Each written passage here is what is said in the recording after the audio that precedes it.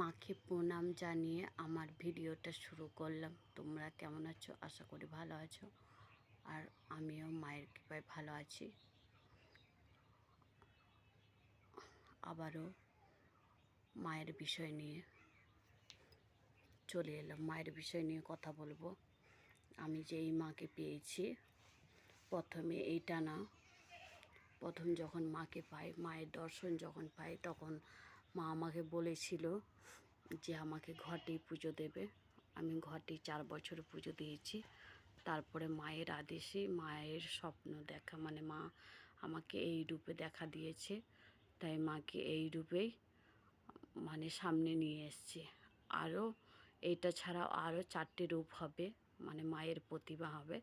এটাও আমাকে মা দেখিয়েছে, আমি সেটাও সামনে নিয়ে আসার চেষ্টা করব।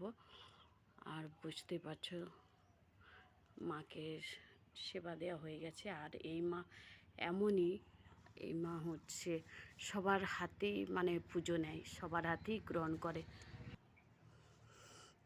আমি তো বলেইছি যে মায়ের প্রথম মানে সৃষ্টি মানে জন্মগত, সেটা আরামবাগ মানে গির্জাতলা, সেখান থেকেই এখন মানে চলে এসেছি। আমাকে মা মানে সব সময়ের জন্য বলতো যে এটা তোমার বাড়ি না। আমার জ্ঞান হওয়ার পর থেকে আমাকে সবসময় আমাকে বলতো যে এটা তোমার বাড়ি না, এটা তোমার বাড়ি না। আমি হয়তো মনে মনে ভাবতাম এটা হয়তো আমার স্বপ্ন, এটা সত্যি না।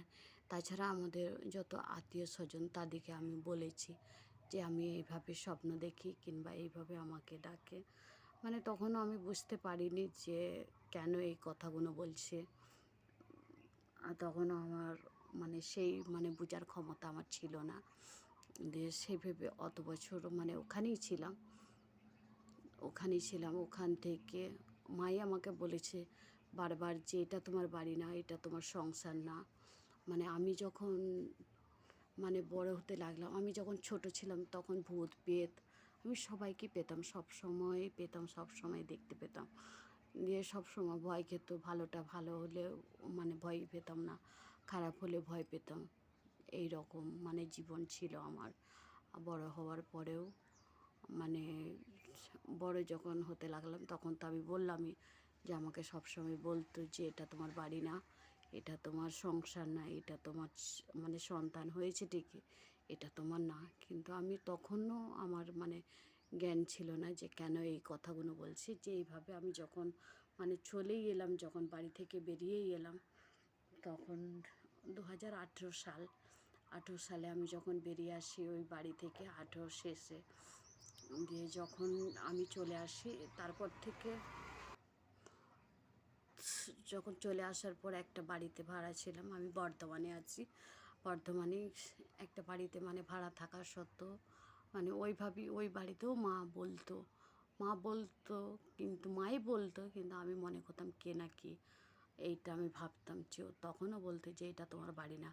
ওই রকম করে করে দুটো বাড়ির পর যখন 3টে বাড়ি যখন ঢুকলাম, সেই বাড়িতে মানে সবসময় তারা পরিষ্কার পরিচ্ছন্ন থাকতো, মায়ের সেবা করতো আর করতো। আমি তখনই মাকে সামনে মানে দেখতে পাই, মা ঘরে আসে, তখনই মা বলল যে ও কীভাবে মানে আমি বাড়ি থেকে বেরিয়ে আসি, কিসের জন্য বেরিয়ে এলাম, সব কিছু মা জানিয়েছে সবাইকে। তবে এখানে যারা থাকে মানে তারা জানে যে মা কী কী বলেছিল।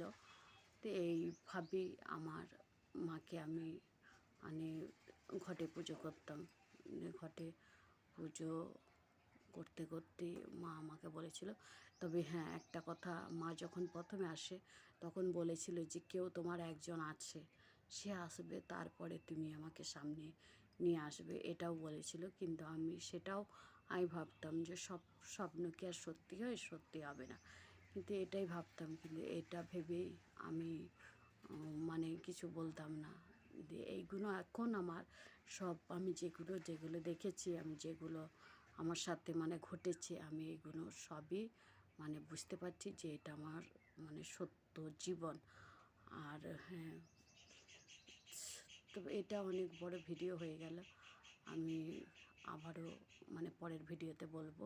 আর আমি তো সামনে আসতে পারবো না, এটা মানে কি বলবো, মা এখনও আমাকে আদেশ দেয়নি, সেটার জন্য সামনে আসতে পারছি না। এখন মাকে নিয়ে আমি এখন আর বেশি বড় ভিডিও করব না, আবারও পরের ভিডিওতে আসবো।